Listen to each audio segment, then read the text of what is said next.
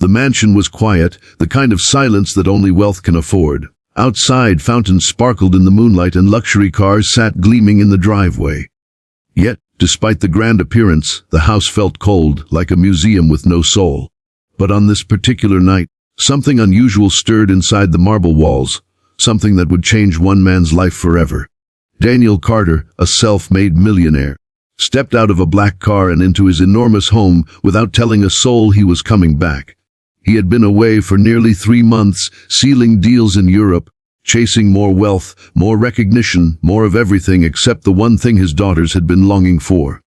Him. He thought he would surprise them. He imagined their squeals of delight when they saw the mountain of gifts he had brought: handmade dolls from Paris, dresses from Milan, golden bracelets crafted by Italian jewelers. He pictured their wide smiles and hugs, and in that vision, he felt like the father of the year. But what greeted him was not the excited shriek of his daughters rushing into his arms. Instead, he froze when he heard faint singing coming from the living room. A soft voice, melodic and soothing, mingled with 2 lighter, childish voices. He followed the sound, his footsteps slow, almost hesitant, and what he saw when he peeked inside made his chest tighten in a way he hadn't felt in years. There, sitting cross-legged on the carpet, were his twin daughters, Lily and Rose. Their hair was tied in uneven ponytails, their faces lit with innocent joy as they clapped their tiny hands in rhythm. Beside them sat Maria, the maid, her dark hair tied back in a simple bun, her worn uniform neat but plain. She was guiding the girls through an old lullaby, one Daniel recognized instantly, the same lullaby his late wife, Emily, used to sing to the twins before bedtime. His heart nearly stopped. That song, he hadn't heard it in years, not since Emily's accident. He had locked away that memory, buried it under layers of work and business deals, convinced himself that the pain of remembering would break him. And yet, here were his daughters, singing it, clapping happily, learning something he had long forgotten to give them: love expressed through time, not gifts. "Again, Miss Maria! Again!" Little Rose begged, her eyes shining. Maria laughed softly, her voice patient. "All right, but this time you two mustn't rush. Let's do it together." Daniel felt his throat tighten. He couldn't move. His expensive suitcase slipped from his fingers and landed on the rug without a sound. He stood there in the shadows, watching the most priceless scene unfold before him, realizing in that moment how much he had missed. The girls were not thinking about dolls or dresses or golden bracelets. They were thinking about the warmth of someone who cared enough to sit with them, teach them, laugh with them when they made mistakes.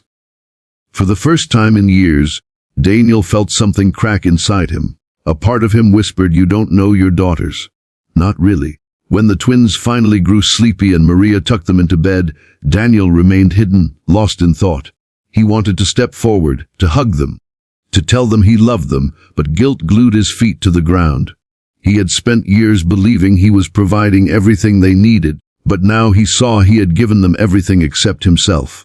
Later, when the girls were asleep, Daniel walked into the kitchen where Maria was cleaning up. She gasped when she saw him, nearly dropping a plate. "Sir, you're back," she stammered, straightening nervously. Daniel's reputation was well known, even inside his own house. Cold, strict, and impatient. People rarely saw him smile. Maria braced herself, expecting anger, but instead Daniel's voice was low, shaky, almost vulnerable. "That song, where did you learn it?" Maria hesitated. It's just a lullaby. My mother sang it to me when I was a child. And your wife, she used to sing it to them too. The girls missed her. I thought it might comfort them." Daniel's eyes burned. He turned away, afraid of showing weakness. For a long moment he couldn't speak. Then, with a heavy breath, he said quietly, "Thank you." That single word hung in the air, surprising even him. Maria blinked, unsure how to respond. But Daniel had already walked away, his thoughts a storm of guilt and regret. That night, sleep did not come easily. He lay awake, staring at the ceiling, haunted by the laughter he had heard. He wondered, when was the last time my daughters laughed like that with me? When was the last time I told them a bedtime story or sang them to sleep? The answers cut him deeper than any business failure ever could. The next morning, Daniel decided to do something unusual. He stayed home. Instead of leaving at dawn for the office, he joined his daughters for breakfast. But when he sat at the table, the girls looked at him strangely, almost uncertain of what to say. Lily quietly pushed her cereal around her bowl while Rose avoided his eyes. Daniel's heart sank.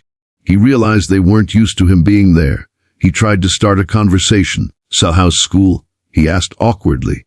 Rose shrugged. "Fine. And your friends?" "Good," Lily said softly, her voice barely above a whisper. The silence that followed was unbearable. Daniel had faced cutthroat negotiations worth millions, but never had he felt so helpless as he did in that dining room. His own children felt like strangers. That night, he tried again. He offered to read them a story. But halfway through he stumbled. He didn't even know their favorite books. The twins exchanged puzzled looks, and Daniel felt like a fraud. He closed the book quietly, his heart heavy.